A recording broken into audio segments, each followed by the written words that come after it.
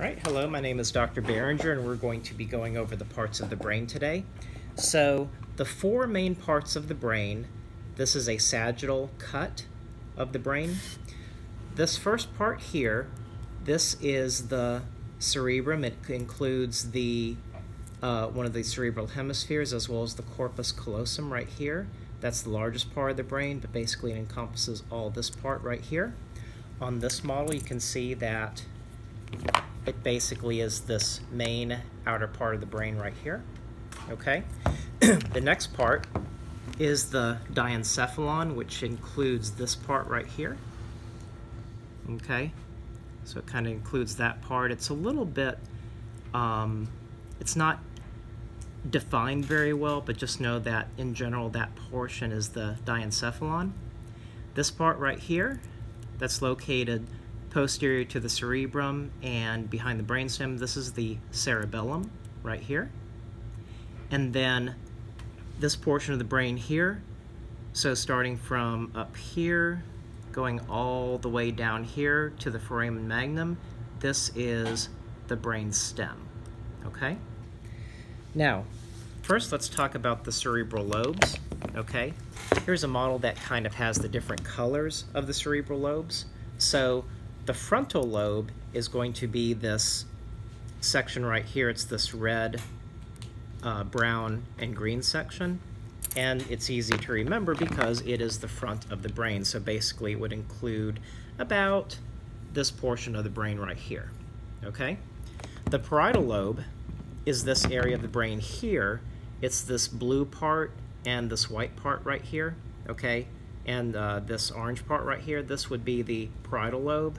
And on this portion of the brain, it would be about right, say about right here would be the parietal lobe. Okay, again, on a real brain, it's hard to define exactly when the parietal lobe ends and where the other lobes begin. Then this white part down here, this is the temporal lobe, okay? And again, the lobes are based on the names of the bones in the skull. And on this brain model here, the parietal lobe would be, the temporal lobe would be this area here. And then finally on the back would be the occipital lobe, where the occipital bone is. And on this model, it is colored purple. So this would be the occipital lobe. Okay? Now, let's go over some general parts of the brain. So the hemispheres, okay, the cerebral hemispheres are the left and the right parts of the brain. So this would be the right hemisphere, this would be the left hemisphere if we're looking superiorly on the brain. Okay, you can see it's divided here. The longitudinal fissure is this deep depression that divides the right and left hemispheres.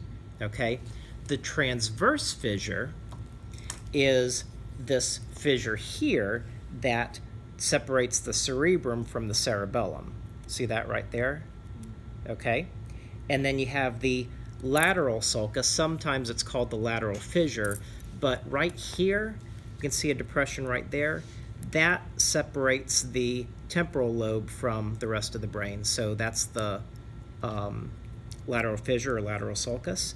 And then this one here, you can see it better on this model because you can see the different colors, but this right here would be the central sulcus. The central sulcus separates the frontal and parietal lobes.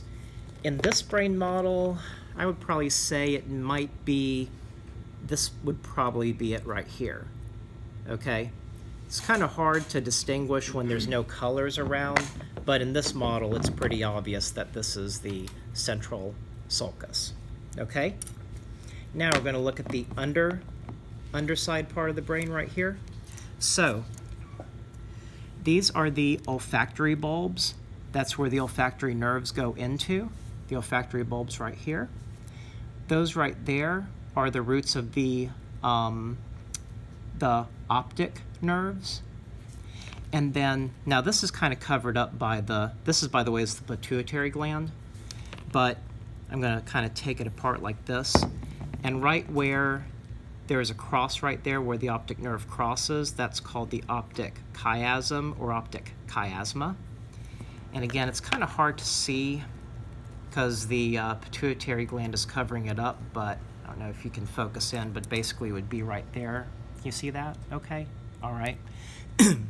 And then, of course, pituitary gland, and then right here, this area, that is the pons, okay, and then this is the medulla oblongata. So that's the pons, part of the base, the brainstem, and then this is the medulla oblongata, which makes up the base of the brainstem. Now, let's go ahead and go back to our sagittal model, okay? So our sagittal model shows the corpus callosum. That's that structure right there. The corpus callosum connects the cerebral hemispheres, okay? The choroid plexus, in this model, the choroid plexus is this pink area right here.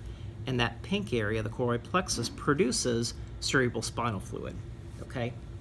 And that's actually located in one of the ventricles.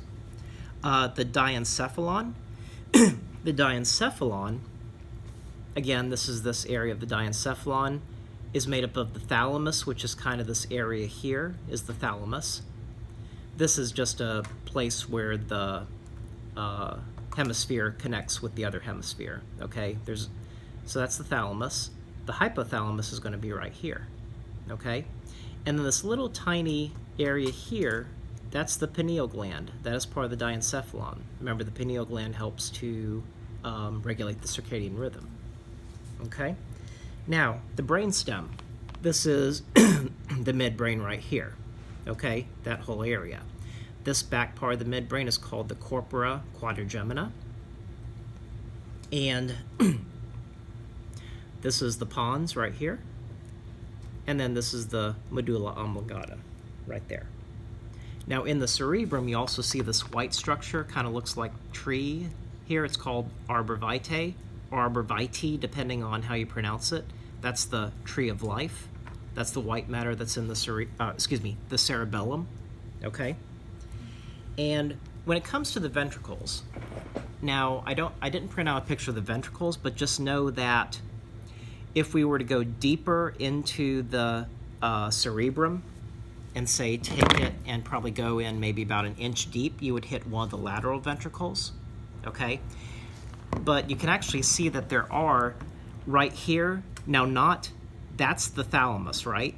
But the space around the thalamus, that actually is the third ventricle, okay?